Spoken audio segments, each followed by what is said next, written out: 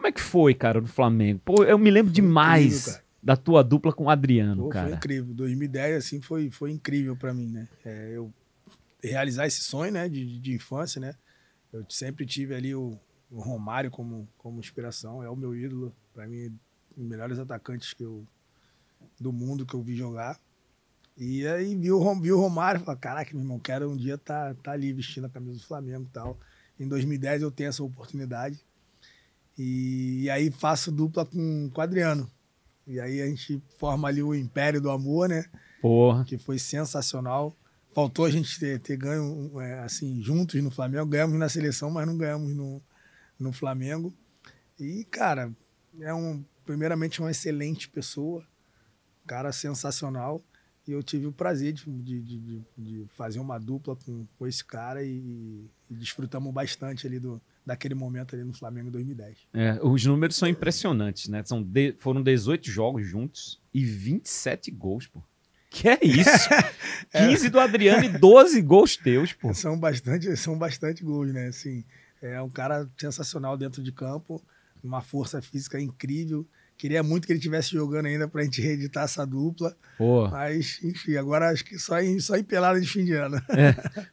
Adriano jogando a qualquer momento aí. O Adriano era gigante, né, cara? Assim, eu acredito era impressionante. muito que se o Adriano estivesse jogando, ele estaria na Copa do Mundo. Sem dúvida nenhuma. Você acha que nessa ele jogava? Jogaria com o pé nas costas. Com a força que ele tem, aquele chute, aquela canhotinha dele ali. Eu tenho certeza, se ele estivesse em campo hoje, ele estaria nessa Copa do Mundo. Estaria, né? Estaria. Pô, o Adriano realmente era um tanque, cara. Eu me lembro dele, assim, das partidas dele, era um absurdo jogando bola, né? Claro que vocês interromperam essa parceria quando ele foi pra Roma, né? Sim, e ele ganhou esse apelido de imperador e tal. Ele foi pra Roma e eu acabei voltando, e eu voltei pro CSKA nesse ano. Vocês chegaram a se cruzar na Europa, não? Não, porque logo ele foi pra Roma, em pouco tempo na Roma também ele machucou, né? Foi quando ele machucou o tendão e eu dei sequência lá no CSKA e acabou que nós não nos encontramos mais em campo, nem jogando contra e nem a favor. E você teve 2 passagens também, como você disse, no Flamengo, né? Sim. Aí eu volto pro CSKA no meado ali de 2010 e aí fico 1 ano e meio direto. O ano de 2010, o restante de 2010, todo 2011 e 2012 eu volto contratado pelo Flamengo e jogo mais 1 ano e acaba que muda a diretoria, aquela coisa toda. E eu acabo voltando para minha terceira passagem no CSKA também. No Flamengo, como você falou, né? O Flamengo você não conseguiu, né? Claro, não tô falando você, mas os grupos que você teve, né? Apesar de serem bons, como você citou aí com o Adriano e tudo, mas não conseguiu conquistar grandes títulos, né? Fazer história dentro do clube. Sim. Assim, em 2010 nós tínhamos muita chance de ser campeão da Libertadores naquele ano. Infelizmente isso não aconteceu. Tínhamos uma excelente equipe. Jogamos contra o Corinthians, aquele time do Corinthians, Roberto Carlos, Ronaldo Fenômeno, Elias, Alessandro. Os caras também tinham um baita time. E nosso time também era muito bom. Era eu, Adriano, Léo Moura, Juan, Angelim, David Braz, Pet, Kleberson, Maldonado, enfim, a gente também tinha uma grande equipe e fizemos as oitavas de finais contra o Corinthians. Foi onde nós tiramos o Corinthians e chegamos às quartas e acabamos perdendo para a Universidade do Chile na época. O Montijo fez aquele golaço em cima do Bruno, ele deu uma cavada em cima do Bruno no jogo fora. Até ganhamos o jogo fora, mas faltava mais um gol para a gente poder passar e avançar para as semifinais. E aí, se a gente passa ali naquele jogo, a gente tinha muita chance de ganhar aquela Libertadores. E aí essa foto linda do nosso Arruda, né? Aqui foi essa foto. É emblemática essa foto e esse ato das mãos dadas, né? Deixa eu te falar por quê. Aí é a arrancada do Brasil para a Copa do Mundo. O Brasil era vaiado, né, nas São eliminatórias. Paulo, essa seleção, foi campeão, foi. Eu gosto de falar das coisas boas e ruins, vamos dizer. O Brasil nunca perdeu na eliminatória. A primeira derrota foi nossa. Não foi aí, foi contra esse time, mas na Bolívia, 2-0, em La Paz. Foi a primeira derrota do Brasil em uma eliminatória. Então, a gente sofreu muito. A seleção, 10 jogadores que foram à Copa do Mundo tinham jogado em 90. Então, era muita crítica a essa seleção. Mas aí, essa volta por cima, essas mãos dadas, Pode procurar saber, qualquer jogador, Parreira, quem for, todo mundo vai dizer. Recife e Bolívia, 6-0. Foi o que deu um impulso para o Brasil decolar, né? Decolar e buscar os títulos. Buscar esse título, na realidade, os títulos, porque depois veio 2002. Mas assim, a gente vinha muito massacrado. E outra coisa, eu fiz um apelo, né? Muitas pessoas importantes, né? Seu pai e tanta gente. E a gente fez um apelo, né, para as pessoas, né, incentivar a seleção. Eu fui o representante, porque como pernambucano eu falei, não vai, aplaudam que a gente vai dar essa volta por cima. E aí é o seguinte, irmão, não tem história.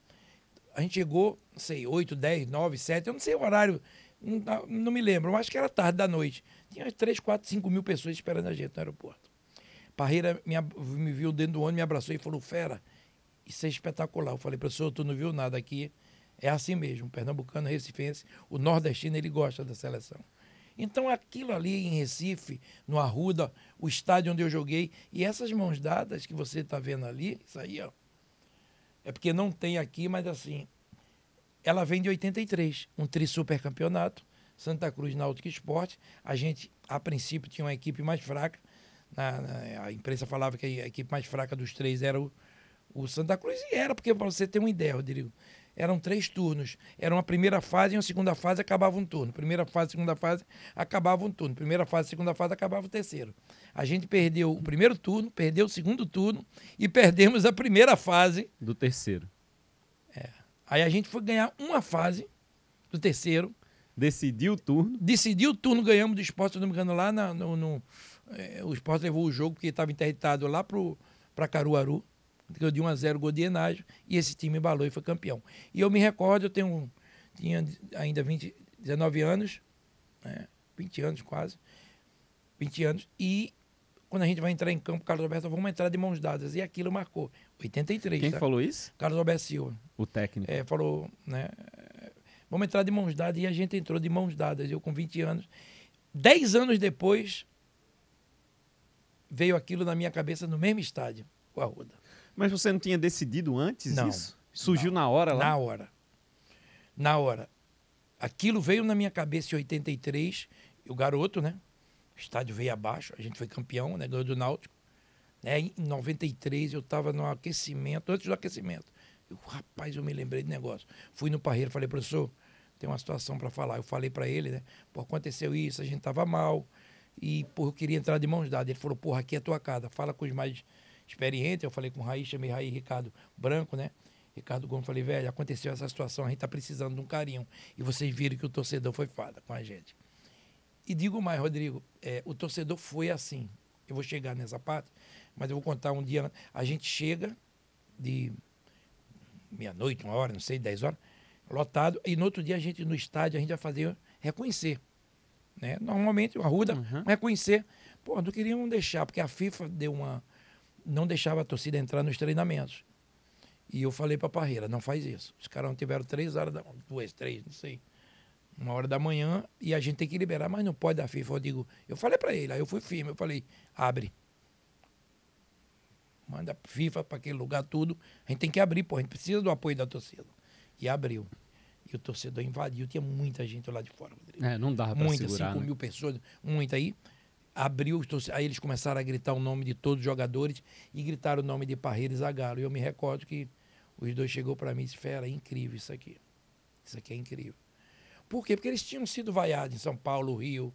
A gente ganhou em São Paulo de 3-1. A torcida queria o Tele ainda. A volta do Tele tinha perdido já em 82 e 86. Sim. Em 94 queriam a volta dele, estava muito bem no São Paulo.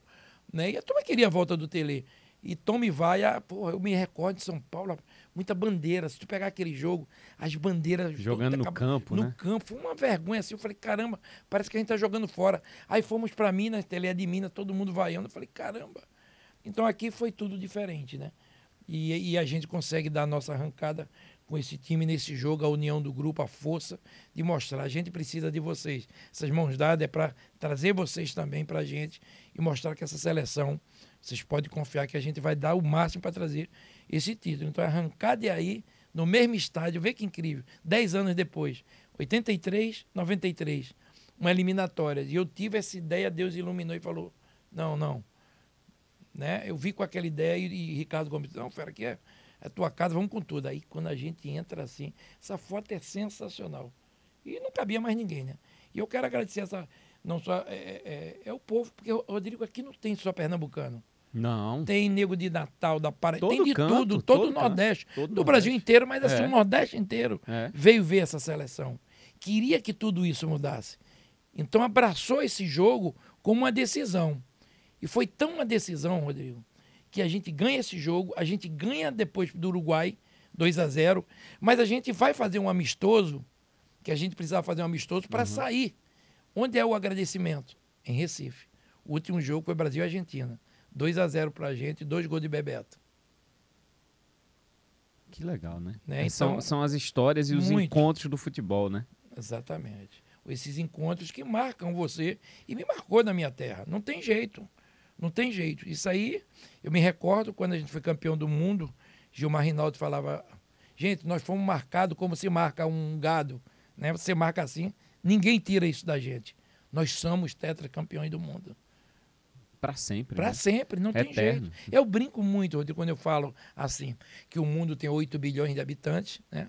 E dentro desses 8 bilhões de habitantes, né, não tem 400 vivos campeões do mundo. Não tem.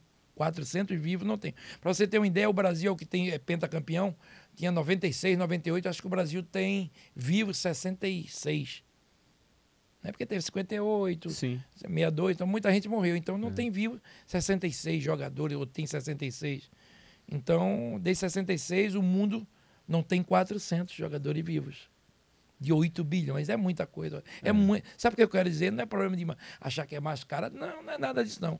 É que é muito difícil ganhar a Copa do Mundo, Rodrigo. É para poucos, pô. É muito difícil, irmão. Vocês tocavam, faziam shows, mas vocês gostavam muito do estúdio, né? De fazer estúdio, né? Eu vou te falar que tocar ao vivo é incrível, né? A presença do público e tal. Mas, cara, às vezes é cansativo, enfim, cansativo. Você tem que estar preparado para aquilo, né? De alguma forma. E o Renato definitivamente não era preparado para aquilo que a gente se tornou, né? Virou, assim, de tocar em estádio de futebol, né? Aquelas coisas muito grandes e tudo. E que realmente o Renato tinha uma outra vibe, né? Uma outra... Assim, ele era diferente. Nesse sentido, fala assim, pô, cara, tipo, a gente fazia pouco show, realmente. A gente terminou 4 estações e aí, a gente estava ensaiando o que seria uma turnê do 4 estações, e aí veio o presidente e roubou nosso dinheiro todo, né? O Collor chegou lá e falou, toma, ninguém mais tem dinheiro. Agora você vai ter 5 Narjaras turetas aqui para você se virar, entendeu? Falei assim, mas como é que eu vou comprar minha insulina? Não sei, entende? Você tinha direito a chegar no seu banco e tirar 50 moedas da época, cruzados velhíssimos, sei lá como chamava a moeda. E aí, cara, o povo fazendo fila no banco para... Cara, se fosse na França, em algum lugar assim, neguinho tinha degolado em praça pública o ministro da Economia e o presidente. Assim, como assim? Você vai... Pô, meu dinheiro. Tá maluco? Eu conquistei, né? Com suor, com trabalho. Pô. Cara, tá doido. Mas enfim, nós somos realmente... E tudo aconteceu assim. E aí o Renato falou assim... Cara, o Renato tinha acabado de juntar um dinheiro para comprar o apartamento dele. Em Ipanema e tal. Aí ele virou e falou assim... Vamos pra estrada. Vou recuperar até o último centavo que esse filha da puta tirou de mim. E aí falei, vamos. Partiu, né? Vamos nessa, porque estão na mesma situação. Não tem muita opção. Não tem né? muito. Não tem. Partiu, a gente fez excursão do 4 estações, cara, que aí é isso. 2 noites no Palmeiras, no Parque Antártica. Aqui, 60 mil pessoas no Jockey, saca? Aí a gente fala assim, tá, vamos ganhar dinheiro então. E a gente sabia ganhar dinheiro, vou te falar. Quando queria, mas não, a gente não era essa corporação, sabe? Não tinha essa coisa, dinheiro, trabalho. Não, a gente fazia até onde dava e aguentava, e depois, cara, para e vai pro estúdio, depois, sei lá o quê, fazer um novo disco, que era o grande o grande lance, eu acho, nosso. É teu avô aqui? É meu avô e minha avó. Meu irmão mais velho, eu e minha prima. Tu tá aqui na ponta da foto. Sempre bonito, cara. Desde criança, né? Criança. Mas, e aí, como é que foi essa parte da tua infância? Então, cara, a parte difícil, mas sempre com o sonho de melhorar, né, cara? Minha família sabia não, né? Nunca passei fome, né? Mas dizer que comer o que a gente queria, não tinha, né? Mas eu sempre dizia, cara, dessa farinha aqui, desse pão aqui, eu vou trabalhar para dar o dobro à minha família, né, cara? Graças a Deus consegui. Hoje em dia, né, todos os meus familiares são felizes pela realização dos meus sonhos, do meu sonho, né? Todos, graças a Deus, por ajudar minha mãe, que é uma guerreira, perdi meu pai novo, mas minha mãe foi meu pai e minha mãe. Então, hoje em dia, olho para ela assim, só dela dizer assim, meu filho é caça-rato, então isso aí é uma motivação, uma alegria, cara, imensa. E é que nem eu falei, cara, dificuldade veio, mas passei por tiro, passei por humilhação, de achar que não ia conseguir, mas quem pode mais do que Deus, né, cara? Ninguém. Trabalhando, cara. Respeitando, sempre, nunca roubei, nunca matei, nunca usei drogas, mas sempre busquei meu sonho e graças a Deus eu consegui se realizar. Você falou do teu pai deixou vocês cedo, né? Foi meu pai, quando ele separou da minha mãe, né, cara, acho que ele não soube dividir as coisas e agrediu a gente, tentou me matar, tentou matar minha irmã. Sério, cara? Foi. A gente tava aceitando, né, a separação. Como o mundo hoje tá desse jeito, né, que hoje o homem não quer aceitar a separação. Meu pai tentou me matar, me enforcar, tentou matar minha irmã, mas graças a Deus, Deus livrou a gente e hoje a gente é cidadão de bem, né? Mas por que, cara, isso aconteceu? Porque quando ele bebia, né, bebia muito, né, Rodrigo, bebia muito e não sabia separar, achava que a gente tinha culpa das coisas, né? Que é o normal hoje os pais achar que os filhos têm culpa de porque a mãe não quer mais, porque começava a beber e começava a estranhar. Né? Me lembro que uma vez minha irmã levou uma surra, cara, porque quebrou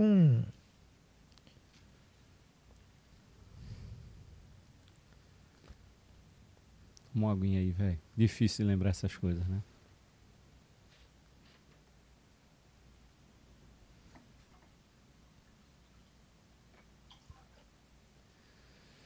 Sei que não é fácil, não. É difícil. Essas coisas são... Pô, essa parte... Confesso que eu não conhecia da tua história, né? Tua história de batalha, de vencedor que você tem. Realmente é uma página triste. Turma acha que é só alegria, fama, achar que dinheiro. Não é nada, cara. A gente passa por muita dificuldade. Como até hoje, nada é fácil. E hoje em dia, se você tem um carro, a turma acha que você quer ser melhor. Se você tem uma casa, acha que você quer ser... Não é, cara. Aquilo é que você sofreu e você quer fazer diferente, né? Você quer buscar coisa diferente e a turma acha que você quer. Eu, cara, graças a Deus, Obrigado, Chico. Eu nunca estudei nos melhores colégios, né? Nunca mais... A minha educação, cara, veio da minha família, entendeu? Do dia a dia, sempre querer ser Sou um cara que, primeiramente, pé no chão, cara. Fama não me compra, dinheiro não me compra, entendeu? Eu sei entrar, sei sair. Todo mundo hoje gosta de mim pelo jeito que eu sou. Não vou mudar. Posso estar pobre ou estar rico, mas eu não vou mudar meu jeito de ser. Se eu tiver vontade de tirar o sapato, ficar de sandália aqui, eu fico. Como fico na minha comunidade, isso não vai me fazer o melhor ou pior que ninguém, cara. Claro que não, pô. Sou ser humano, sou... Você é um cara, pô, vencedor, cara. Você é um cara vencedor e é exemplo pra muita gente aí, cara. Não tem que se preocupar com o que os outros falam, com o que os outros pensam, não, pô. Você é um cara vencedor, pô. É um cara vencedor. Que nem eu falo, tipo... Eu digo a todas as crianças, cara. Caça-rato. Tipo, um dia eu quero ver, você pode ser melhor do que eu, cara. Vocês podem conseguir. Vão buscar, cara. Vão estudar, respeitar pai e mãe. Né? Não deixar achar que fama, você é dono do mundo. Você... Não, cara, eu não mudei nada. A minha vida, como eu tava lá em cima, como eu tô hoje mesmo. Eu sou do mesmo jeito, cara. Eu sou feliz do mesmo jeito. Graças a Deus. 1 milhão na conta, não ter R$1 na conta, eu sou alegre, eu sou feliz, cara. Porque eu acho que independente de qualquer coisa, A gente é ser humano, cara. A gente vai embora, não vai levar nada. Não adianta a gente achar que, não, caça-rato. Cara, é respeitar. Respeitando todo mundo me respeitando, acabou. Eu levo sempre isso e sempre quero mostrar isso para meus filhos, ó. Seu pai é isso aqui, ó, que vocês vê. E eu quero que vocês sejam assim ou melhor, cara. Independente que vocês possam conseguir o sonho de vocês de ser jogador ou não, mas seja humilde e respeite sempre o próximo. Esse é um exemplo de vida, cara. Esse é o sentido da vida. A gente tem que respeitar o próximo, a gente tem que respeitar nossos pais. E você é um exemplo massa para teus filhos, pô. Um cara vencedor, um cara que, pô, que viveu num lugar com muitas dificuldades, venceu na vida. Como disse, não foi para nenhum caminho errado, né? Que poderia ter ido, que infelizmente é a situação de várias comunidades no país, né? Dominadas por tráfico, por tudo que é violência. E tá aí, é jogador de futebol, notícia no mundo todo, jogou em vários clubes grandes aqui do Nordeste, né, do Norte, do Remo. Porra, você é exemplo, pô. É exemplo pros filhos e pode ter certeza disso, que eles têm um pai bacana de exemplo, cara. É seguir como você tá educando. E é isso, né, velho? Assim, a gente passa por muitas dificuldades, né? Uns mais, outros menos. Mas isso faz a gente ficar forte, né, cara? Poxa, com certeza, cara. E faz a gente não repetir os erros que fizeram com a gente. Eu fico olhando assim, cara, não porque tá na frente dele, né, cara? Mas quando eu vim ali, Chiquinho é uma história, cara, maravilhosa no futebol. E eu tive o prazer de jogar com o Chiquinho, bater uma pelada com o Chiquinho. Chiquinho me, como dizer assim, me trata super bem. Não sei ele como muitos jogadores. Então, pra mim, cara, eu fico super honrado. E, poxa, um cara que chegou na seleção, tem sua história. E hoje eu sou amigo desses caras, mano. Isso não tem preço nenhum, cara. Eu fico olhando, pô, o próprio Zé do Carmo, Sandro, Dário, Russo, pô, Rivaldo, Ricardo Rocha. Tipo, cara, então eu sou amigo desses caras. Eu, tipo, pô, tirei uma foto com o Ronaldinho Gaúcho, pô, falando com o Robinho, com o Fred. Cara, parece que os caras me conheciam faz tempo. E aí, Caçar, tudo bom? Tranquilo? Como é que tá? Tá? A família. Marcelinho Carioca, que eu sou corintiano, tá? Não sei o que eu via. Eu digo, caraca, como é que... Então isso eu fico olhando assim, eu digo, não tem preço, cara. Sou muito feliz, cara. Muito feliz mesmo, graças a Deus, cara. Se assim, hoje é teu último dia aqui, eu morro feliz demais, cara. Realizei meu sonho. Sou amigo de pessoas maravilhosas, sou conhecido, não achando que isso é por fruto do meu trabalho. É reconhecimento pelo que você fez, né? Pô. Então isso é muito maravilhoso, cara, muito fera mesmo, cara. Eu fico achando assim, eu digo, passa assim uma entrevista assim, eu digo, caraca, pai, aí vejo meu filho assistindo. Aí eu digo, eu era mesmo assim, cara, eu via a entrevista dos caras, ficava doidinho. Poxa, um dia passar na televisão, tirar foto. Poxa, ficar tirar foto, eu ficava olhando assim, poxa, um dia hoje em dia tá não sei o que, tem dia que você tá meio, tá não sei o que, tirar foto. Eu digo, eu vou tirar, oxe, vamos embora. Pode ser do presidente, é um catador de lixo, chega, vamos bater foto, tamo junto e misturado, tem isso não, cara. Oxe, tá maluco, é Deus, cara, é Deus. Sou muito grato por tudo que Deus me deu, tudo que Deus tirou. Sou muito grato por tudo, cara. Oxe, não tem que reclamar não. Foram 5 meses intensos aqui, porque eu vim com o objetivo, né, de salvar, né, de a gente conseguia sair, escapar do rebaixamento, né, e tava mais uma vez falando, né, de ambiente, um ambiente muito conturbado, assim, tudo fora do lugar e realmente não, e eu, assim, essas reações minhas foram porque eu queria realizar algo, mas não conseguia porque era tudo jogando contra, né? Então... Mas tudo o que jogando contra? Assim, dentro do clube que estava tudo bagunçado, né? Teve até aquela situação que aconteceu, de inscrição que aconteceu, né? É verdade, então, é verdade. Assim, isso demonstra que o ambiente não estava legal, né? Assim, no vestiário também não estava bom? Não, no vestiário, entre nós jogadores, não. O Florentin é um dos grandes treinadores que eu joguei e a gente se fechou realmente. O clube fantástico, o grupo, né, muito incrível. Jogadores, eu me surpreendi com muitos jogadores, assim, né, do caráter, do compromisso, né, com a profissão, mesmo em meio a tanta confusão que estava naquele período. Os jogadores foram muito assim, ponta fim, falaram, não, nós vamos e tal, e o treinador também, vamos fechar, e a gente realmente deu o máximo, fez o máximo para livrar o time, né?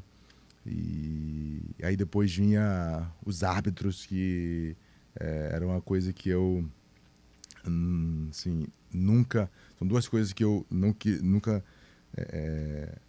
que no futebol eu tinha na minha cabeça.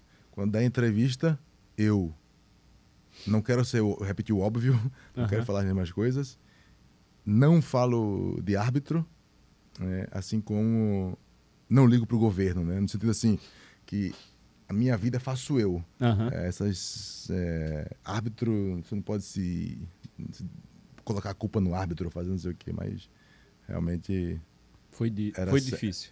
Sempre contra, né? Era sempre contra e... você que jogou em outros clubes, São Paulo, por exemplo, né, tal, aqui no Brasil, era bem diferente, não? Eu digo assim, você acha que por ser um clube, não, assim, um clube gigante, um clube grande como é o Sport, mas não do tamanho de um São Paulo, havia uma diferença na condução ali, não? Sim, eu tive essa percepção, né? Tive essa percepção de que, na dúvida, é para os caras, né? Entendi. É engraçado que o dia que eu mais, que eu quase cometi algo, até agradeço, quem foi? Acho que foi o Rainer, acho que que ia dar um bico na bola e ele me segurou, acho que foi ele. Eu não lembro agora quem me segurou. Que foi até no dia que o árbitro era daqui do Nordeste também, né? Eu falei assim, hoje pelo menos ele vai igualar, né? Não vai entender. Mas foi pior, né? Porque eu acho que na cabeça dele ele fala assim, não, já se sente pressionado, né? E... Você lembra qual foi o jogo, não? Não vou falar aqui para não... Tá bom. Mas eu expor o cara, mas enfim... Aí você junta, né? Você já está numa situação difícil e o clube também, um ambiente de diretoria, não de... Sim. Difícil também. Aí depois você vai jogar e tem contra também. Então, realmente, meu psicológico não aguentou. Por isso que eu colocava gelo na cabeça, eu fui expulso 2 vezes, sei lá. Enfim, realmente... Porque o desejo era grande de fazer algo, né? Mas quando o ambiente tá desse jeito, difícil. Eu fui e comprei o carro, né? Lá na Viva, lá em... Você comprou um carro? Um carro 0. Pra ele? Pra Pedro Manta, foi. Aí eu cheguei lá na Ibiribeira, eu fui lá, paguei, né, fiz um TED, foi um DOC na época para conta da agência e falei, olha, vai chegar um careca aqui e você dá esse carro para ele. E eu liguei para Pedro, professor, eu tô aqui na Ibiribeira, numa agência aqui, rapaz, deu problema no meu carro aqui, você tem como vir aqui me dar uma carona? Tô precisando aqui, vem aqui com a urgência, preciso que o senhor venha aqui. Ele, que foi, rapaz? Eu, não, vem aqui que eu tô sem dinheiro aqui, deu um migué nele, né? Então eu preciso que o senhor me ajude, que só tem seu telefone aqui, tá... Foi uma mentira santa, né? Uma mentira santa. Como o Raab, né? Como os espia lá, foi, olha, a gente tá aqui escondido na tua casa, mas tu não fala que a gente tá aqui não, senão a gente vai morrer. E eu te prometo, se a gente sair dessa, quando nosso povo de Israel invadir Jericó, tua casa vai ser poupada, ninguém vai te matar, a gente vai te salvar. Então Raab, ela é um grande exemplo disso. E aí... Essa mentira santa, eu falei, professor, vem aqui que eu preciso. Eu deixei o carro pago. E quando eu cheguei lá, eu paguei, né? E aí ele ligou para mim depois de uns 40 minutos. Ô, Sandro, o que é isso aqui? Ele, um presente, professor. O senhor me ajudou tanto e... Eita. Cara, essas lembranças são muito bonitas, cara. Muito bonitas. E como é bom que você pôde retribuir, né? Que bom, que exemplo legal para todo mundo. Eu me emociono, porque eu não tinha nada, né? E aí ele... É a pessoa que te estendeu a mão, né? E nada é por acaso, viu, Sandro? Nada é por acaso. eu digo a ele que ele foi a bênção de uma pessoa que Deus colocou na minha vida, no meu caminho, sabe? Porque através da vida dele eu pude abençoar muitas vidas. Né? E ele agradeceu e foi em casa, mostrou o carro feliz com a esposa. E assim, para mim aquilo ali, eu dei a casa pro meu pai, foi bênção, mas para mim aquele prêmio para ele ali foi mais do que a casa que eu dei pro meu pai. Sabe? Porque ele foi o caminho de tudo, né? E assim, aí nesse caminho todo, na frente depois eu encontro o Raniel. Então, quer dizer, começou lá atrás com o Pedro Manta. Se ele não me desse a mão, eu não poderia dar a mão para Raniel como eu dei. Né? Que Raniel fala que eu fui o anjo da guarda dele, como o Pedro Manta foi o meu anjo da guarda que me ajudou. Então, Raniel falou na entrevista que a pessoa fala que não tem um anjo da guarda, e meu anjo da guarda é o Sandro, porque ele me chamou no canto, me aconselhou, me mostrou os caminhos. Um menino que passou um momento difícil, exatamente. Né? Se envolveu, uma das maiores promessas dos últimos anos do Santa Cruz, né? Se envolveu com falsas amizades, se é que a gente pode falar assim. Se envolveu com coisas pesadas, né? Com droga e tal, e foi você que o ajudou, que estendeu a mão para ele naquele momento que todo mundo criticava. Isso porque, eu digo, isso eu sempre falo que é um efeito dominó, né? O Pedro Manta, ele me deu essa oportunidade na minha vida que muita gente não deu. Através da vida dele, toda a minha família foi abençoada. Aí já estendeu para a família de Raniel. Já estendeu para outras famílias. Esse dia, Davi Luiz deu uma entrevista no livro do Vitória, falando que eu fui uma pessoa e um jogador muito importante, que aprendeu muito comigo e que chegou onde chegou porque teve uma orientação comigo. Então isso tu vai criando. E Davi Luiz hoje é um pai de família com 2 filhas, e hoje eu vejo ele sendo esse exemplo de pai, de amigo, de capitão, de pessoa que também ajuda as outras pessoas. Então eu penso a vida dessa maneira. Saiu um trabalho de formiguinha, e por causa de um careca lá atrás foi Pedro Manta. Então faltava eu fazer isso com ele. Eu não achava justo somente dar a camisa para ele, tinha que dar um bem material para ele, né? E eu tive essa oportunidade, eu tinha condição financeira para isso, e foi feito, e eu feliz da vida por ter feito isso. O Raniel hoje está no Vasco, né? Está no Vasco. Tá no Vasco. E o Davi Luiz está no Flamengo. Inclusive, quando vocês jogaram no Vitória, foi você que não apenas aconselhou, mas que disse, para alguns clubes que você tinha acesso, disse, esse cara aqui vai ser um grande jogador. Tá começando, mas tem um potencial imenso. Eu sempre quis jogar no Nordeste. Porque não me ligou, Casal, naquela época. Olha só, eu jogaria no Santa Cruz, no Náutico, no Sport, eu jogaria no Fortaleza, no Ceará, que eu gosto pra caramba também, no Bahia principalmente, o Vitória também, mas eu gosto muito do Bahia, sabe? Eu não tenho Botafogo da Paraíba, eu não tenho esse problema, sabe?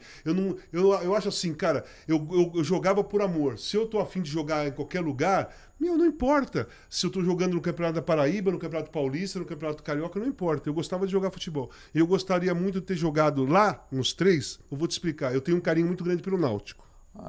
Massa. Porque eu ganhei a chuteira de bronze lá no Náutico. Em 82 eu fui o 3º artilheiro do Brasil. Você falou que perdeu até um jogo pro Náutico também, né? Depois eu perdi, então. Mas em 82 eu fui o 3º artilheiro do Brasil. O Baiano foi o 1º lugar, em 82. O Zico foi o 2º colocado, e eu chuteira de ouro, de prata e de bronze.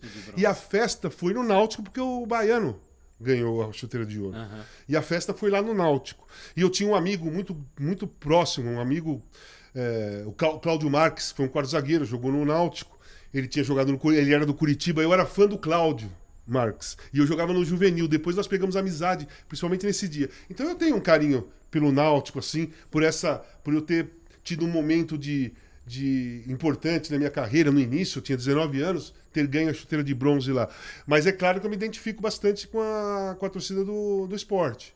Né? Principalmente quando a gente ia jogar na ilha, é Corinthians, né? É Corinthians, aquele negócio, aquela pressão, sempre torcida lotado, né? E tal. Mas o lance é que eu gosto dos 3 times de Pernambuco. Gosto mesmo. Eu curto o Santa Cruz também. Lamento da situação hoje em dia do Santa Cruz. Joguei muitas vezes contra o Santa Cruz.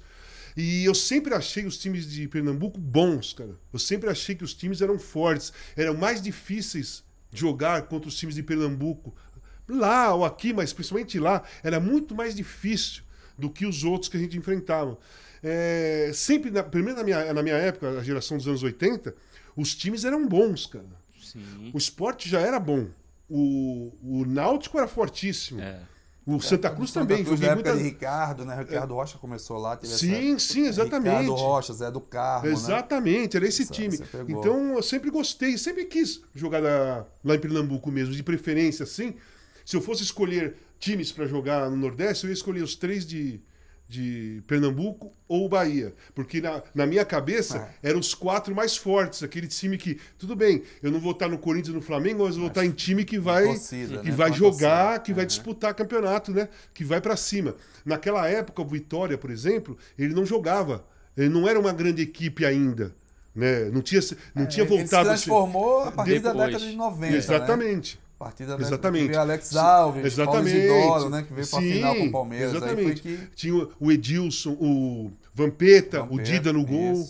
E aí o Santa Cruz também era muito forte. Então eu queria jogar num time que para mim não tinha diferença nenhuma entre os 3 times de Pernambuco e o Bahia e os times do Sudeste, sabe? Eu não via essa diferença. Eu achava difícil jogar contra os caras, então eu achava o time dos caras bons. Eu queria jogar mesmo. Gostaria muito de ter jogado lá em Pernambuco. E ele profetizou também, Rodrigo, que na época, quando ele estava já parando de jogar, ele sempre comenta que ele já no banco lá, foi entrar no jogo, o cara disse, olha, essa molecada tá correndo muito. No jogo contra o Sport, 94. Não dá pra ir não, desde eu tô terminando aqui.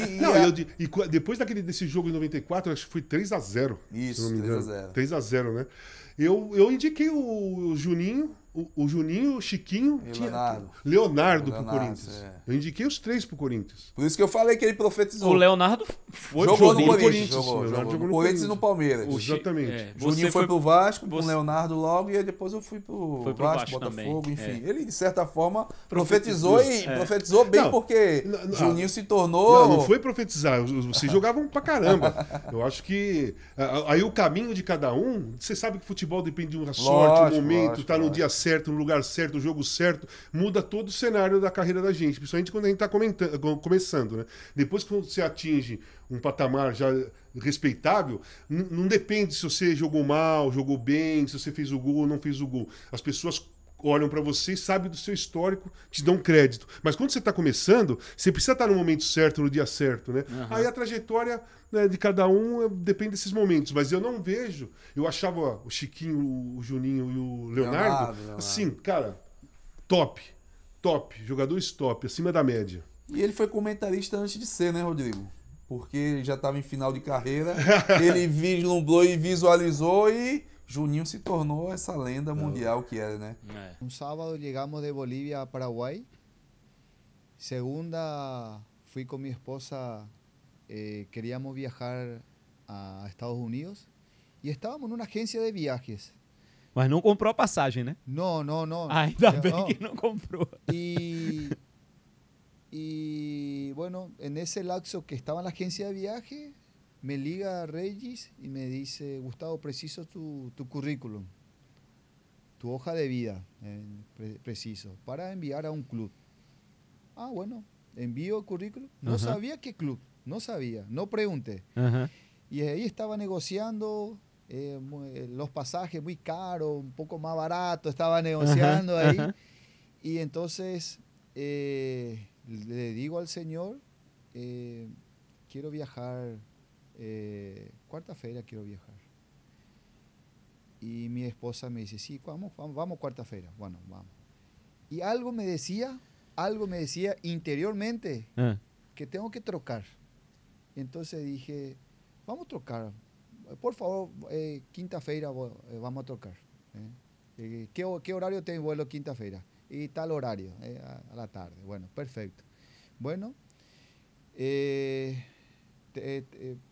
voy a casa, tranquilo, hice la reserva de los pasajes. ¿Pagó o no? No pagué. Solo reservé. Y a la noche ligo a Regis. Y digo, Regis, ¿para qué club? Mi currículum. Y hay una posibilidad de Sport Recife. ¿Você já conhecia? No conhecia ainda. No conocía. Salió el entrenador. Y estoy hablando a ver si podemos si podemos ver la posibilidad de que pueda tener una oportunidad. Está muy difícil las cosas, soy honesto, Gustavo, contigo, está muy difícil las cosas, está para descender, pero tiene un proyecto, en caso de descender, tiene un proyecto rápido de subir nuevamente a Serie A. Bueno, entonces pasa terza, cuarta, a las 6 de la mañana me liga, me dice, Gustavo, prepárate, a las 12, mediodía, vamos a tener una reunión Zoom con el presidente. Perfecto. Ahí empecé a investigar sobre el club, empecé a leer, empecé a ver videos, empecé a ver videos de los jogos, videos individuales, empecé a ver para tener mayor conocimiento. Llega a las 12, había 12 personas más o menos, presidentes, dirigentes, preguntándome muchas cosas. Online, ¿eh? Online, muchas cosas. Duró la reunión 1 hora. 1 hora duró la reunião, termina. Você foi então sabatinado, né? Como a gente fala aqui. Passou por uma sabatina ali, aquele monte de gente perguntando um monte de coisa. Muitas coisas. Metodologia de trabalho. Se trabalhava com jovens. Manejo de grupo, se estou acostumado a trabalhar com gente grande, com gente conflictiva, um montão de coisas. Entonces, tuve una buena sensación. Termina la reunión, yo tuve una buena sensación. Y falo con representante a la noite y Gustavo, ¿qué pensás? Acho que voy a ser contratado. ¿Vos qué piensas? Me deja duda, me dice. Me deja, no estoy seguro, me dice. Voy a ser contratado. Lembra esto, voy a ser contratado. Quinta-feira, me liga y me dice, no, mentira, esa noite, cuarta de noite, me dice, Gustavo, prepárate, a mañana tengo que venir a Recife. Ya está. Y si yo pagaba los pasajes a Estados Unidos, ya era. Ya, chao, murió. Y tuve que venir rápido. Vinimos a Foz en mi carro, con comisión técnica, mi familia. De una traje toda mi familia por la escuela y demás cosas. Y así fue. Llegamos a Recife, creo que fue agosto, septiembre del año pasado. Y fue todo muy rápido fue. Muy rápido, muy dinámico, muy intenso. Aprendí muchas cosas acá. Acá se aprende mucho en fútbol brasileño, se aprende mucho. No se puede disfrutar tanto una victoria, ni tampoco uno puede estar muy triste después de una derrota, porque tenés yo cada 72 horas. Entonces, ante la victoria, equilibrio, va a la casa a analizar siguiente juego, cómo motivar al jugador, qué estructura táctica puede utilizar siguiente juego, analizar los viajes. Hay muchas cosas, pero un aprendizaje permanente. Pô, que legal, né? Que legal. E que intenso que foi, né? E a família aceitou de boa também, não ter ido de férias, né? Aceitou e a família gosta muito de Recife. Todo mundo gosta daqui. Todo mundo gosta de Recife. Uma cidade muito linda. Tenés uma gente apasionada, sí. Apasionada, se vive de otra manera el fútbol acá. Entre paraguayo y brasilero hay una afinidad, sí, hay una afinidad importante. Y entonces la familia, la verdad, se sintió muy contenta aquí. Mis hijos quieren voltar nuevamente aquí, pero para la experiencia de la comisión técnica y la experiencia para mis hijos, muy buena, muy buena. ¿Y você quer voltar también, no? Quiero voltar nuevamente al fútbol brasileño, me gustaría voltar. Toparia treinar clube aquí de nuevo? ¿Un Sport? Siempre estoy expuesto a recibir llamados. Tuve propuesta de algunos equipos que no pudimos fechar. Tuve propuesta de 3 equipos y que no pudimos fechar. La última fue que quería un club, no voy a dar nombre, quería solamente que venga eu con mi preparador físico, acho que fue así, y nada más. Aí nada não dá, más. né? Y el club me ponía asistente y no queria. Você tem uma confiança nos que estão contigo que te dá uma segurança maior, né? Tenho um grupo de trabalho que merece respeito. Sim. Merece respeito. Então, eu tenho que cuidar isso. Tenho que cuidar a imagem da comissão técnica. Sim, sim. Eu vou pro Grêmio, pro Cruzeiro eu não quero ir nunca mais. E nisso meu celular tá na mesa e começa a tocar 31, código de Minas, de BH, era o Luxemburgo. E o Luxemburgo falava, cara, venha pra cá, porque nós vamos fazer um time muito legal, você vai ser importante, eu vou te ajudar. E eu falei, Vanderlei, eu não vou, cara, os caras me mandaram embora por telefone, nem me deixaram ir. Ele falou assim, ó, só vou falar um negócio pra você, ninguém quer você aqui. Ninguém.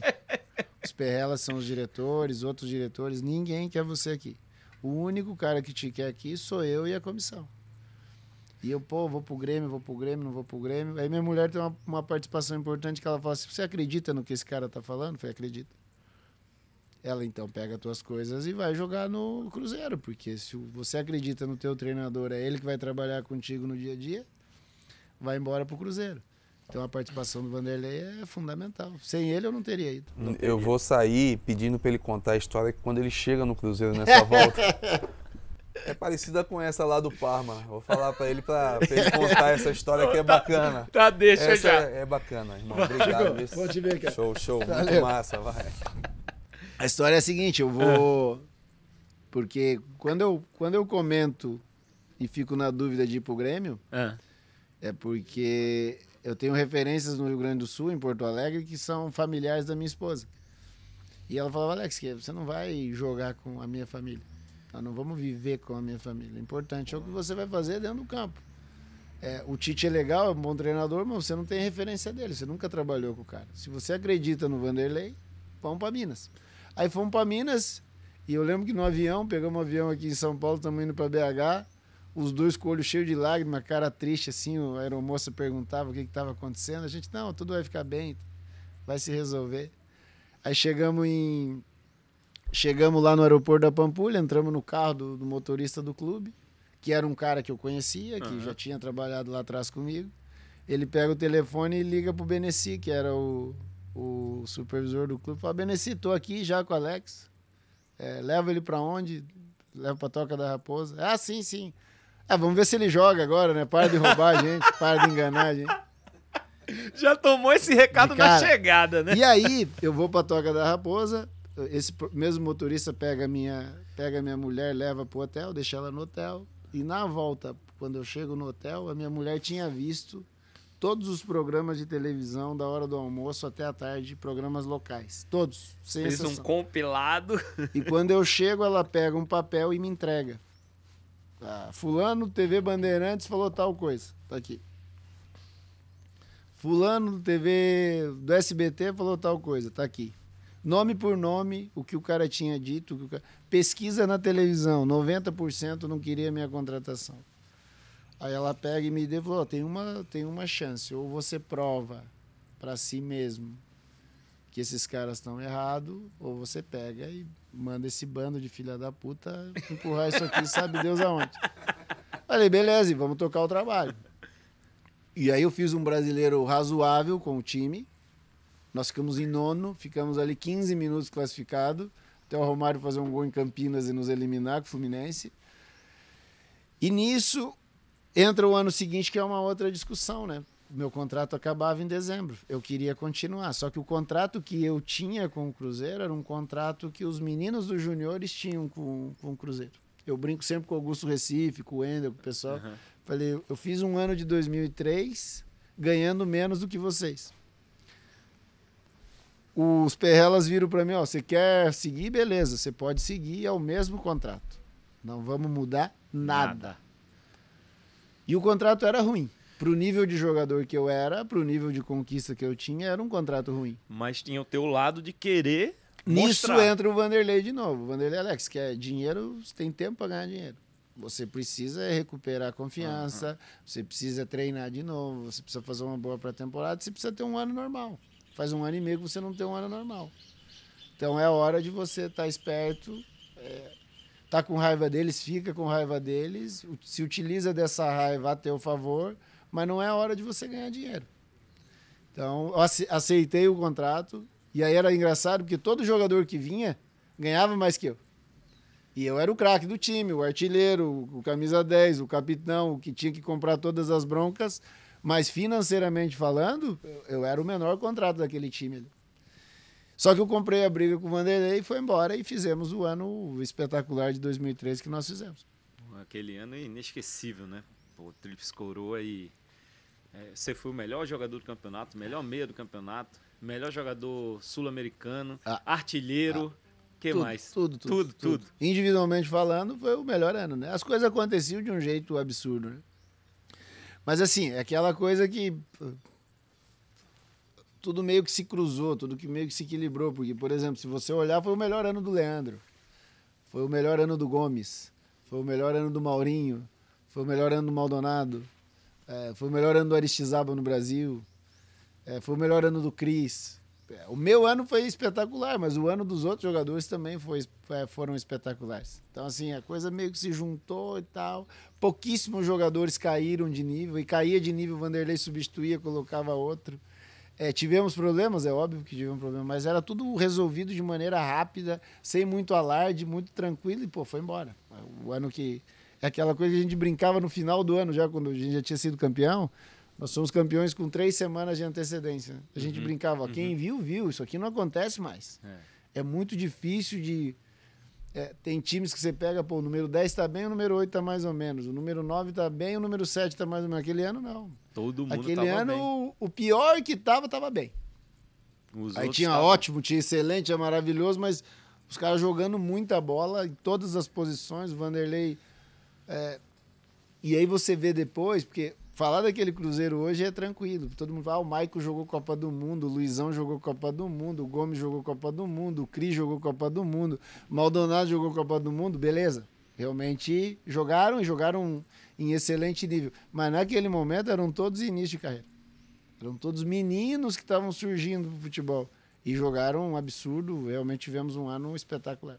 Mas assim, a Champions já era outra coisa, né? A Champions era o meu sonho. Era o meu sonho de consumo, né? Porque mais do que o Mundial. Mais do que o Mundial. Porque eu chego na Alemanha e eu chego no Bayer Leverkusen e quando eu chego no Bayer Leverkusen, o Bayer Leverkusen só jogava a Copa UEFA. E um dia eu dei uma entrevista e falei, eu quero ser campeão da Champions. O pessoal deu risada, falou, o Paulo tá jogando só a UEFA, quer jogar a Champions. E eu saio do Bayer Leverkusen, no meu último ano, eu sou artilheiro do time, faço 17 gols na minha 4ª temporada e levo o time a ser vice-campeão alemão, pela primeira vez na história. Ia jogar uma Champions. Ia jogar a Champions. E eu saio de lá, o time joga a Champions e chega em finais futuramente. Então, mais um legado que eu acabo deixando na minha história, no cenário. E aí, quando eu pude ser campeão da Champions, chegar àquela final, aqueles que deram risada aplaudiram, cara. Aqueles que deram risada aplaudiram. E foi uma Champions onde eu fiz os gols, eu tinha feito gols importantes para chegar até aquela final. Então foi um jogo assim contra o Valência muito duro também, em Milan, contra o San Siro, foi no estádio San Siro, lá em Milano. Então foi um jogo assim também que fica na história. E eu bato o primeiro pênalti, eu perdi o primeiro pênalti. E aí depois... Isso aí era o quê? Que fase já?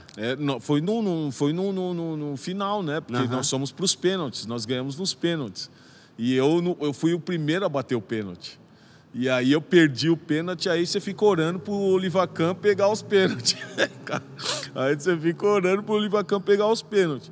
E aí ele pegou 2 pênaltis assim, e aí foi só festa, né, cara? Putz. Então na minha vida foi tudo assim muito suado, cara. 94, campeão do mundo nos pênaltis. E aí 2001, campeão da Champions nos pênaltis. Então foram assim títulos importantíssimos. Pô, e assim, você tem, pelo menos eu vejo muito, né, tuas fotos na internet, sempre com o Oliver Kahn, que foi, pô, o melhor jogador da Copa. Fizeram a votação, né? Tem aquela coisa da escolha do melhor da Copa de 2002, antes da final, né? Que o Brasil foi campeão em cima da Alemanha, com o Oliver Kahn no gol. E vocês têm essa amizade? Se falam ou é só naqueles momentos mesmo? Hoje ele é presidente do Bayern de Munique, né? Então, ele deixou um legado. Aquele grupo campeão deixou um grande legado. Tanto é que hoje você tem o Oliver Kahn como presidente, você tem o Brazzo, que é o Hassan Salihamidzic, que hoje é o manager do clube. Você tem o Giovanni Elber hoje, que ele trabalha na diretoria das lendas. Então você vê 3 jogadores trabalhando em cargos importantes daquele grupo vencedor. Então há uma amizade, é lógico que é muito difícil a gente se ver, tivemos a pandemia, infelizmente. A distância, né? Ficou muito distanciado, mas agora retomando as coisas novamente, eu já, esse ano aqui, já fui para a Alemanha algumas vezes, vou agora novamente. Então, é lógico que fica amizade, quando nós nos vemos aí, sem dúvida nenhuma, é um momento de muita alegria. Quem era o teu maior parceiro nesse Bayern de Munique? Cara, nesse Bayern de Munique nós tínhamos o Giovanni Elber, né? Sim. O Lizarazu, o francês, lateral. O Lisa, um grande amigo. Então, apesar que ali naquele grupo ali a gente tinha um grupo muito legal, mas esses 2 jogadores assim são aqueles jogadores que a gente tinha um contato melhor. Eu jurei que eu não ia falar mais dessa história de Romário. Vai ser a última vez, então, vai! O Romário sempre foi convocado por mim. Sempre. Em diversas oportunidades. Mas sempre o Barcelona criava um problema. Ele estava machucado, estava não sei o que lá. E o Romário ficou 1 ano e pouco sem jogar com a gente. Jogava Bebeto e Careca. Estavam jogando. Até que chegou no jogo contra a Alemanha, em Porto Alegre. Foi em final de 93, foi em dezembro, eu acho. De 93, a Alemanha era campeã do mundo, era o último jogo da temporada para nós aqui em dezembro, né? E a gente convocou o Romário. Aí, dessa vez, ele se apresentou. O Barcelona não criou dificuldade? Não, dessa vez ele veio, se apresentou. Quem comanda tem essas dificuldades pela frente, né? Ninguém desconhece o valor do Romário. Mas muitas vezes essas dificuldades não apareciam externamente. Durante um ano e meio, você joga com Careca e Bebeto. O Romário não chegou a jogar nenhuma partida comigo. Aí eu falei, caramba, até por uma questão de bom senso, esse jogo eu vou começar com o Careca e com o Romário, com o Careca e o Bebeto, e o Romário entra ao longo do jogo. Bom, eu fiz o treino tático, até me lembro dessa história interessante, né? Acabou o treino tático, a imprensa percebeu que os 2 que começariam seriam o Romário e o Bebeto. Porque a gente fez o treino tático usando os 2, e o Romário ficou no outro time. Quando terminou o treino, tinha um jornalista do Brasil, de toda a parte do Brasil, da Europa, de muita gente, porque era a Alemanha campeão do mundo. Aquele enxame, né? Eu vejo aquele movimento. Em cima de quem? Em cima de quem? Do Romário, do baixinho. Bom, eu não assisti a entrevista dele, nem acompanhei do que ele falou. Mas chegou. Não, aí depois, a minha entrevista. Aí alguém falou, Parreira, porque o Romário falou que ele veio para jogar. Eu falei, eu concordo com ele, ele está 100% certo. Todos que estão aqui vieram para jogar. Cabe ao treinador decidir quem começa. Perfeito. Não, eu achei que ele estava certo, ele não falou nada demais. Não. Nada demais. Mas aí já viu, aquilo virou um burburinho, imagina.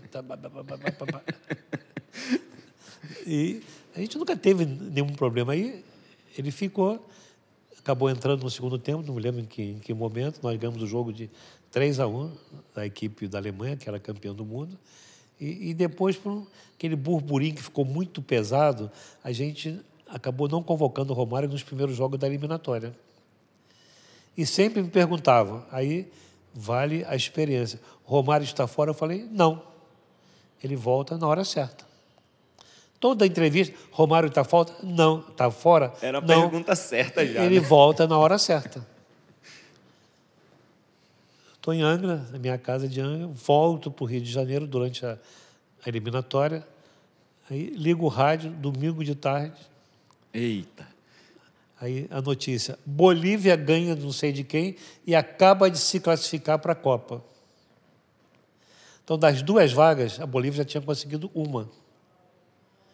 E a última vaga, a segunda vaga, era entre Brasil e Uruguai, que jogavam no domingo seguinte, no Maracanã. Você conhece esse jogo. Uma das grandes exibições da história do futebol brasileiro. Se você pegar entre 5 e 10 ou 5 maiores atuações da seleção brasileira, essa do Maracanã, nesse jogo contra o Uruguai, que o Romário fez os dois gols, foi uma das grandes atuações da seleção brasileira. Pelo massacre que foi. Valia uma vaga para o Uruguai. Eles não deram um chute a gol, não passaram do meio do campo, foi um domínio, assim, um domínio total da seleção brasileira, técnico, tático, físico, mental. Eu acho que tinham 120 mil pessoas no Maracanã vibrando. Foi uma coisa emocionante que a gente não vai esquecer jamais.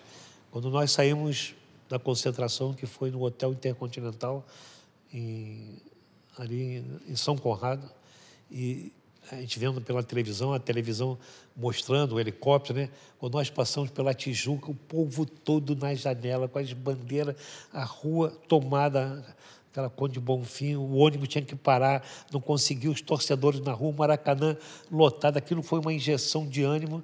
Eu me lembro até hoje, o Ricardo Rocha do meu lado, dizia assim, Parreira, olha só, se a gente não tivesse um time experiente, como seria? Que nós íamos decidir a nossa sorte naquele jogo contra o Uruguai. A gente podia empatar e ganhar, só não podia perder. Agora, pode perder para o Uruguai no Maracanã? Pode. O time deles era bom. E tem camisa, tem história, tem tudo, mano. E a gente foi para o Maracanã. E foi uma coisa assim fantástica. Uma das maiores atuações da seleção brasileira. E naquele dia, o time se cristalizou.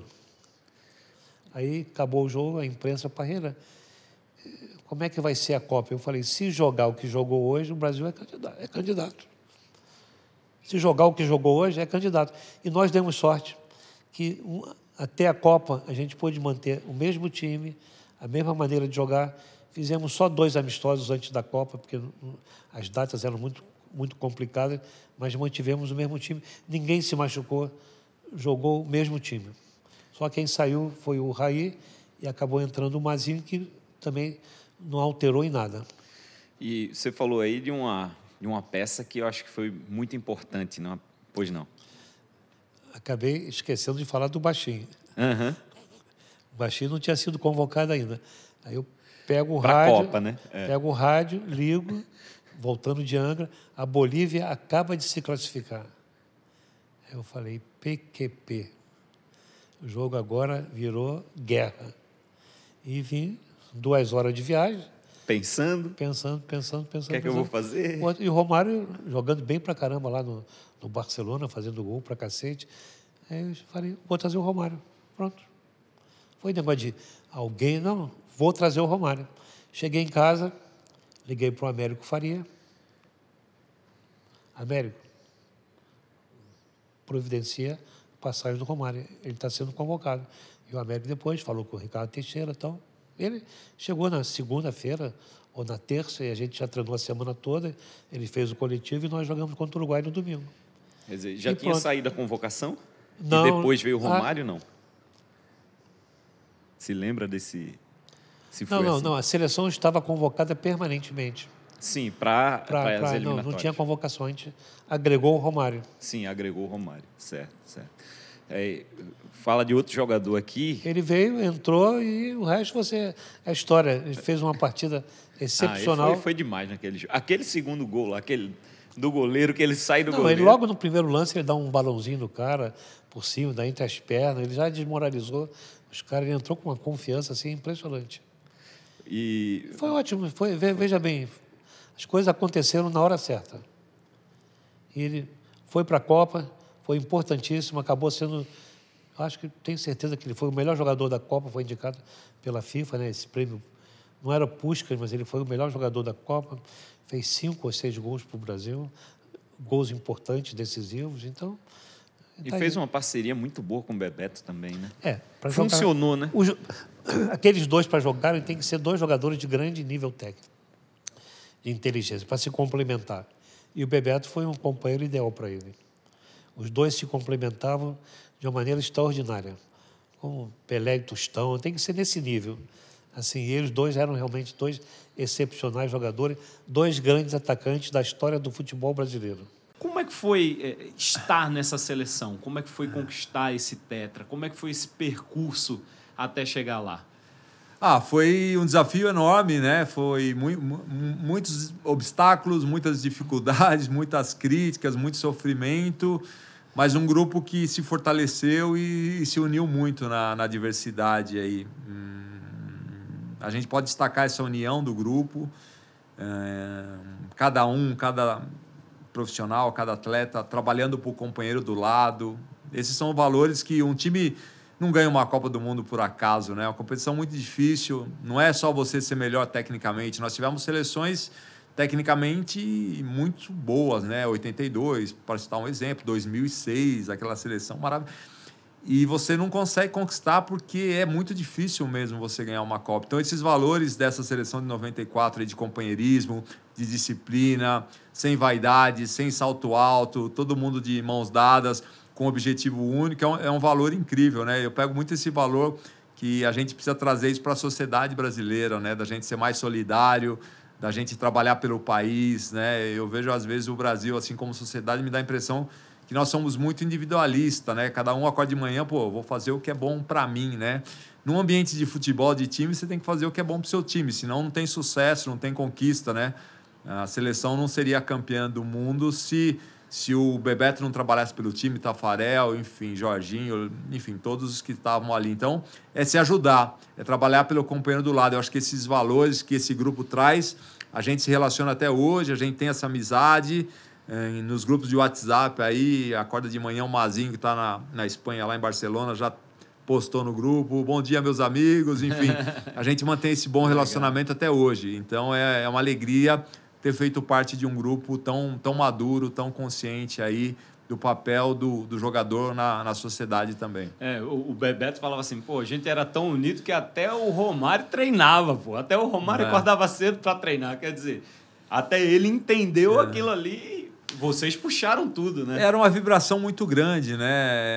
Era uma vibração muito grande, um entusiasmo muito grande, uma confiança muito grande um no outro, né? Eu acho que isso é a base de qualquer conquista, né? Um time que tem entusiasmo, que o olho brilha e que tem essa confiança no companheiro, né? O Branco vai falar, Mauro, me ajuda aqui, que o Overmans é um jogador muito rápido, eu tô voltando de uma lesão nas costas, e saber que o companheiro vai estar ali para ajudar, para colaborar, né? Isso, para mim, faz uma diferença enorme em qualquer equipe. Isso aí foi o jogo mais difícil da seleção de 94, não? O jogo da Holanda foi um dos mais difíceis, né? Eu poderia citar o dos Estados Unidos também, por causa do calor, a expulsão do Leonardo. Foram esses 3 jogos, Estados Unidos, Holanda, que o jogo complicou muito depois o Brasil estava vencendo 2-0. E, logicamente, a final, né? Você fazer uma final contra a Itália é um time muito experiente, taticamente muito organizado. Se você toma um gol da Itália ali, para você virar esse placar é muito difícil. Então, nosso grupo era um grupo muito consciente, muito maduro. E o Brasil teve amplas possibilidades, né? Naquele jogo contra a Itália ali. Teve muita chance de marcar, mas quis o destino que fosse do jeito que foi, né? Felizmente deu certo, mas foi um sofrimento ali, porque você decidir uma Copa do Mundo nos pênaltis não é fácil, né? Poderia ter sido antes aí, ter evitado aquele sofrimento, mas felizmente deu certo. O o Parreira, né, foi teu técnico no Bragantino, né, vice-campeão brasileiro, né, 91, e foi teu técnico na seleção também. A gente também teve um papo com o Parreira, ele falou sobre a seleção, falou sobre alguns pontos. Mas o que é que você destacaria da importância de ter o Parreira ali naquele momento com vocês? Sou suspeito de falar do Parreira, porque uma pessoa que eu tenho um carinho, uma admiração enorme, eu gosto muito. Sempre falo que tudo que eu sou hoje eu devo ao Parreira, tanto como pessoa quanto como profissional. Conheci o Parreira muito jovem e vi ali uma pessoa muito estudiosa, com muito conhecimento, muito madura, muito serena, que eu acho que é uma característica importante de um líder, de transmitir tranquilidade, de fazer uma gestão de grupo de pessoas com qualidade. Essa é a chave do sucesso, né? Eu nunca vi o Parreira gritar, se exaltar ali num vestiário, né? Então, essa tranquilidade para um treinador de seleção brasileira é muito grande, porque a pressão é muito grande e você ter essa habilidade de lidar com o grupo, né? Um profissional que termina a pré-eleição e pergunta: é isso mesmo, pessoal? Todo mundo está vendo dessa forma? Alguém quer contribuir, quer acrescentar alguma coisa?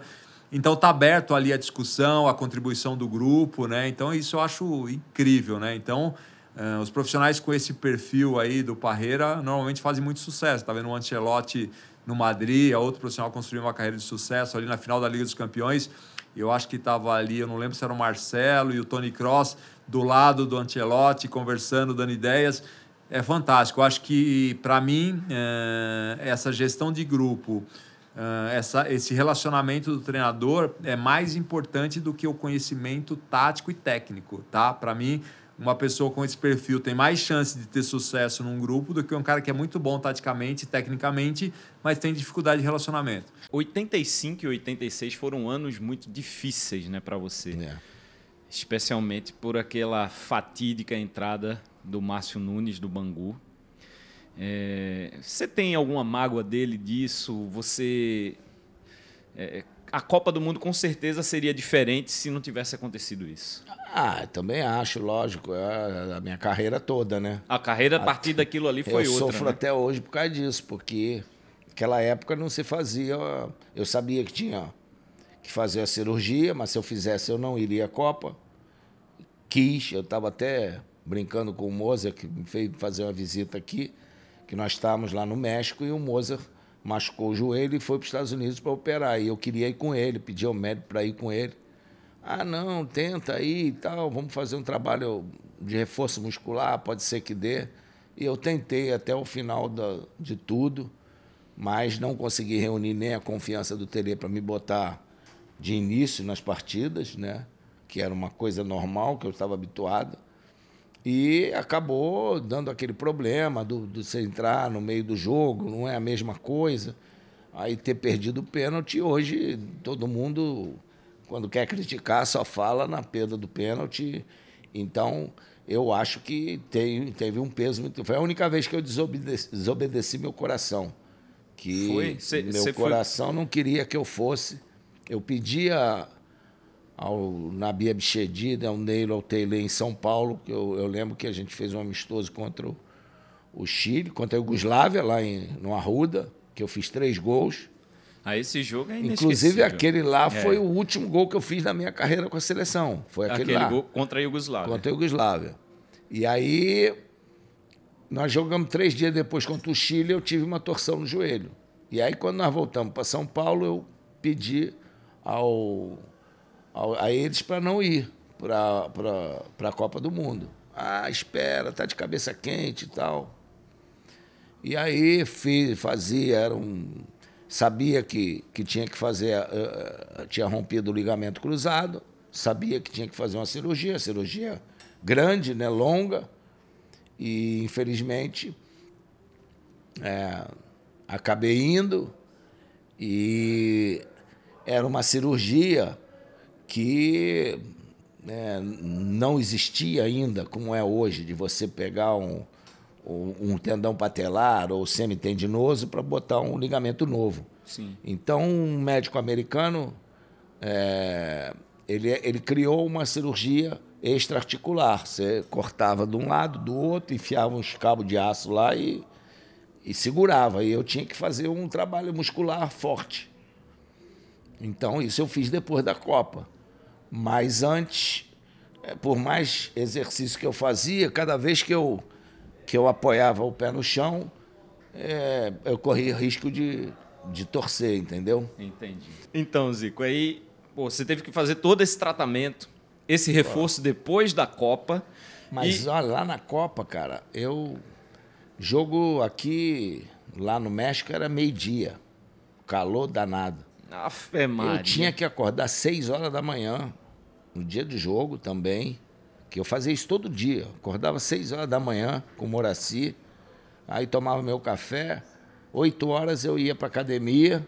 Mesmo dia de jogo? No mesmo dia de jogo. Aí fazia na academia 2 horas de musculação com ele, para depois ir para onde tivesse que ir, entendeu? Então, porque eu tinha que fazer reforço todo dia.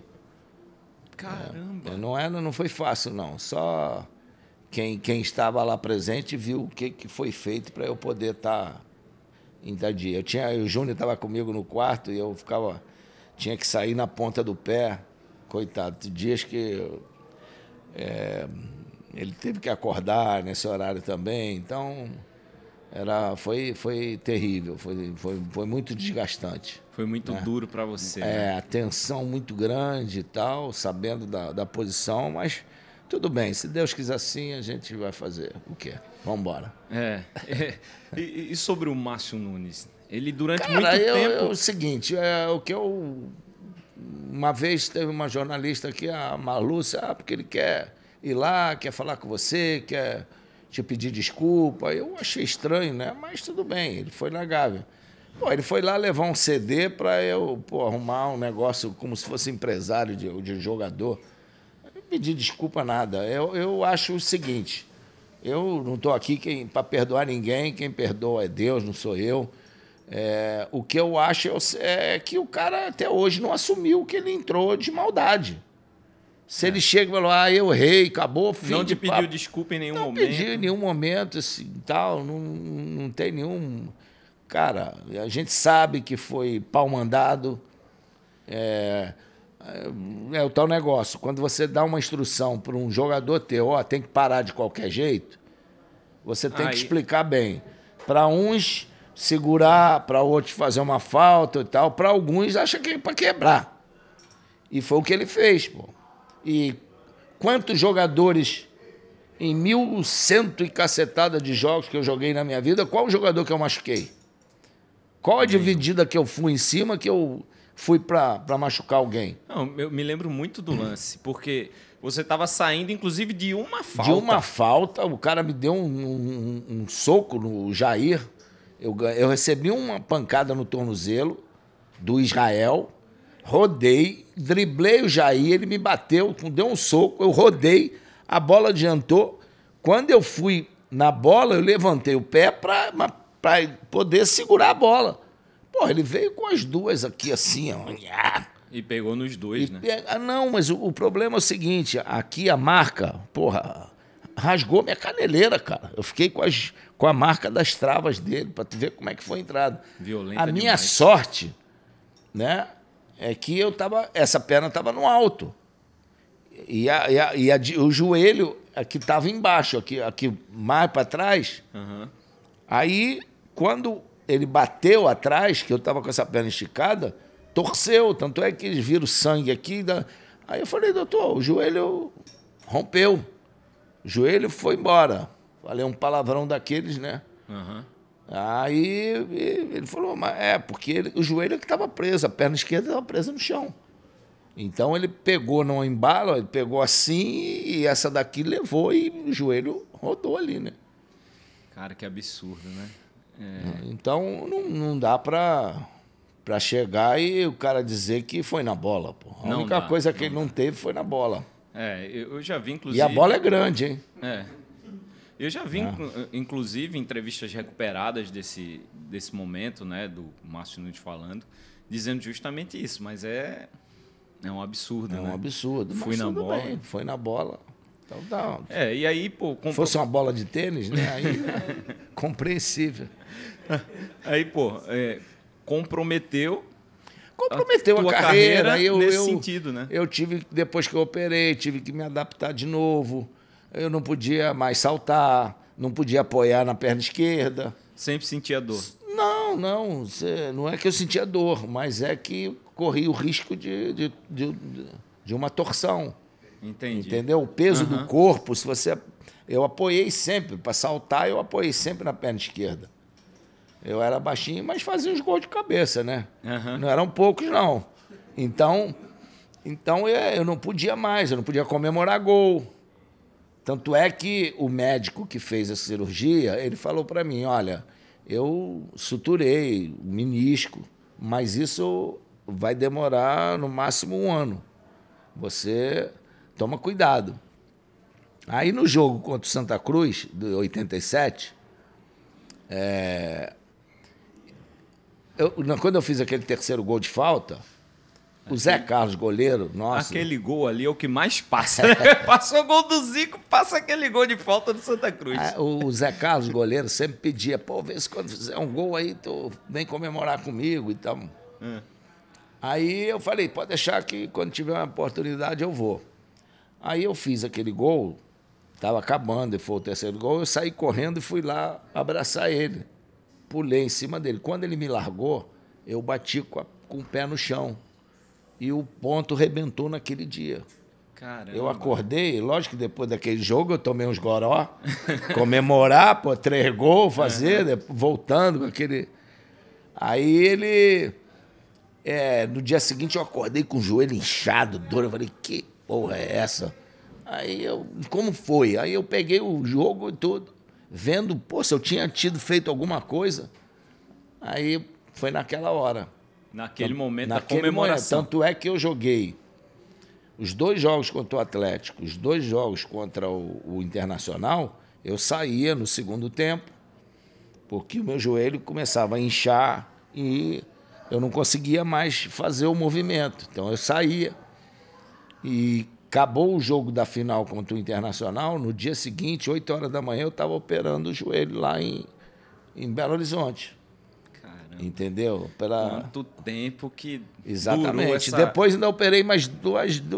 Eu sei que esse joelho eu operei 6 vezes já. 6 vezes? 6 vezes. Mas eu tô negócio, ainda jogo minhas peladas. Enquanto o médico não pedir para botar uma prótese aqui também, eu vou jogando. Vai jogando, né, pô? Tá bem, tá fazendo gol, tá... que isso. Na hora que eu não puder andar mais, aí eu faço.